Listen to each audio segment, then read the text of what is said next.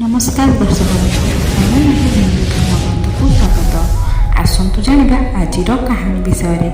आज मु आपको एमती गोटे भक्तर कहानी कहवाई जाऊँगी जहाँपाई भगवान राम निजे रोषे तैयारी करते। बहुत वर्ष पूर्व गोटे अलसुआ किंतु भोला युवक थिला आनंद। दिन जाक किसी काम करेना, खाली खाए और शुए। घर लोक कहले घर पलैवाई किसी काम करूनु, सेमती पड़ीछु। घर लोकों कथा शुणी आनंद घर पलैला। आउ घर बाहरी एमती बुली बुली जाई गोटे आश्रम पहुँचला। आउ सेठी जाई देखिला जड़े गुरुजी अच्छा आउ शिष्य मैंने किसी काम करूना, खाली भगवान को पूजा करुँच। सी मने मने भाविला ये तो भल कथा, किसी काम करने को पड़बनी, बस पूजा कर। गुरुजी पाखक जाई पचारा कौन मुझे रहीपरि। गुरुजी कहले हाँ हाँ रहीपर। आनंद कहला किंतु मु किसी काम करिपरिबिनी। गुरुजी कहले किसी काम करने को पड़बनी, खाली पूजा करने को पड़ब। आनंद कहला ठीक अच्छे, पूजा मु करिपरिबी। आउ तापरे आनंद आश्रम रहिबाकु लागिला। सेठी ताकू किसी काम करने को पड़ेनी, बस सबुदिन खाओ आउ प्रभु भक्ति लीन रुह। मास पूरीगला। आउ दिने एकादशी पड़िला। आउ आनंद रोषे घरे जाई देखिला खाइबा किसी भी बना हुईनी। आउ सी जाई गुरुजी को पचारिला आज भोजन तैयारी हबनी कि? गुरुजी कहले ना आज एकादशी, खाइबा तैयारी हबनी, तोर भी उपवास। आनंद कहला नहीं नहीं, जदि मु उपवास कली ताहले काली दिन आउ देखिपारिबिनी उपवास। मते तो भोक करिवो, आपण आगरू कौन पाई कहलेनी? गुरुजी कहले ठीक अच्छे, तू उपवास करना, किंतु खाइबा भी तो पाई आउ कहीं बनइबेनी, तू निजे बनई दे। तापरे आनंद आउ कौन करता गला रोषे घर को। गुरुजी पुणी आसिले आउ कहले देख, जदि तू खाइबा बनईदेलु ताहले प्रथमे भगवान राम को भोग निश्चिंत करिबु, आउ नदीर से कूल को जाई बनई दे, निज पाई खाइबा। बस एतिकी कहवा खेणी परिबा अटा तेल घी नहीं आनंद महाराज चलिले रोषे करने। जेमती सेमती रोषे करी खाइबाकू लागिला। तो मने पड़िला गुरुजी कहिथिले भगवान राम को भोग लगेइबा पाई। आउ तापरे आनंद कहबाकू लागिला जे आस प्रभु श्रीराम आउ भोजन ग्रहण कर। केही भी आसिलेनी। तापरे से व्यस्त हो पड़ा आउ कहला एठी भोग दौची किंतु खाइबा पाई तो प्रभु श्रीराम आसुनाहांती। भोला मनीष जानी नथिला जे भगवान साक्षात तो आसबेनी, किंतु गुरुजी कथा मानिबा भी जरूरी अटे। आउ तापरे से कहला देखंतु प्रभु श्रीराम, मु बुझीगली कि आपण कौन पाई आसुनाहांती। मु खाइबा भल बनै नहीं, आउ आपण को तो भल खाइबार अभ्यास, सेंती पाई आसुनाहांती ना। ताहले शुण प्रभु, आज आश्रम भी किसी तैयारी हैनी, समस्तर एकादशी खाइबार अच्छी, जदि यह खाईदियो। प्रभु श्रीराम निज भक्तर सरलता को देखि हसिले। आउ माता सीता सह प्रकट हो गले।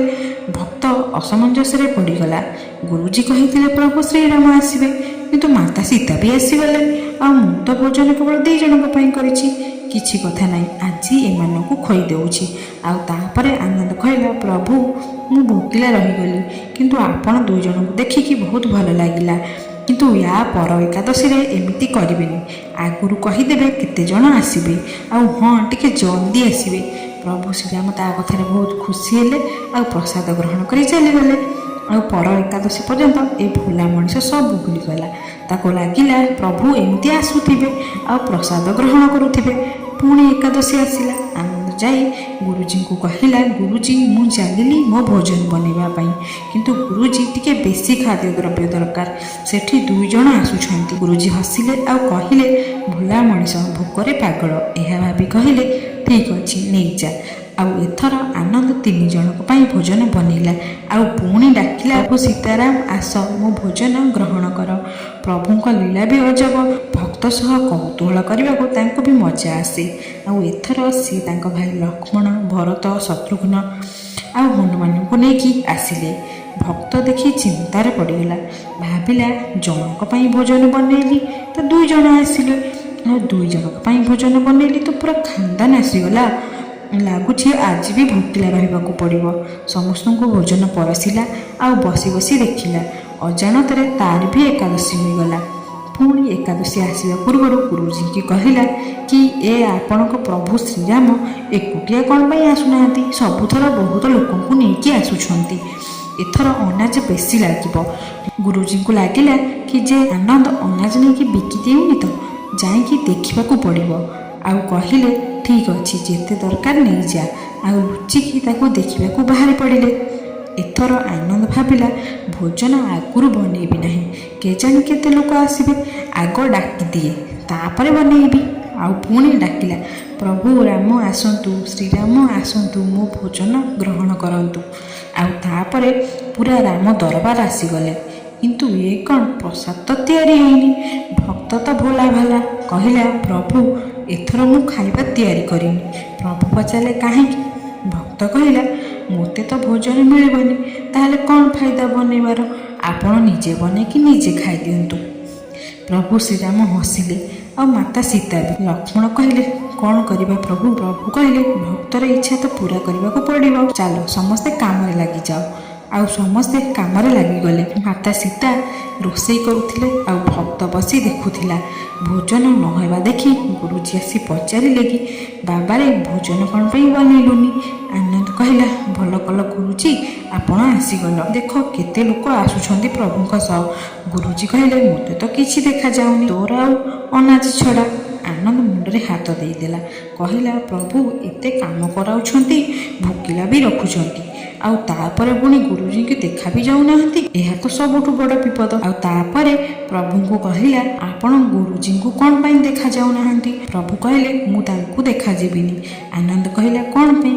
ସିଏ ତ ବହୁତ ବଡ଼ ପଣ୍ଡିତ, ତାହେଲେ ତାଙ୍କୁ କ'ଣ ପାଇଁ ଦେଖାଯିବେନି? ପ୍ରଭୁ କହିଲେ କାହିଁକି ନା ସେ ତୋ ଭଳି ସରଳ ନୁହନ୍ତି, ସେଇଥିପାଇଁ ତାଙ୍କୁ ଦେଖାଯିବିନି। ଆନନ୍ଦ ଗୁରୁଜୀଙ୍କୁ କହିଲା ଗୁରୁଜୀ ପ୍ରଭୁ କହୁଛନ୍ତି ଆପଣ ସରଳ ନୁହନ୍ତି, ସେଇଥିପାଇଁ ଆପଣଙ୍କୁ ଦେଖାଯିବେନି। ଗୁରୁଜୀ କାନ୍ଦିବାକୁ ଲାଗିଲେ, ଆଉ କହିଲେ ମୁଁ ସବୁକିଛି ପାଇଲି କିନ୍ତୁ ସରଳତା ପାଇପାରିଲି ନାହିଁ ତୋ ଭଳି।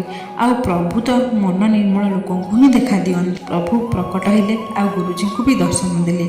ଏମିତି ଭକ୍ତଙ୍କ କହିବାରୁ ଭଗବାନ ଭୋଜନ ବି ବନେଇଲେ। ଏ କାହାଣୀ ଲୋକଶ୍ରୁତି ଦ୍ୱାରା ଆଧାରିତ। ଆପଣଙ୍କୁ ଏହି କାହାଣୀ କେମିତି ଲାଗିଲା କହିବେ, ଆଉ ଆମ ଚ୍ୟାନେଲକୁ ଲାଇକ୍, ସେୟାର ଆଉ ସବସ୍କ୍ରାଇବ୍ ନିଶ୍ଚୟ କରିବେ। ରହୁଛି, ଧନ୍ୟବାଦ।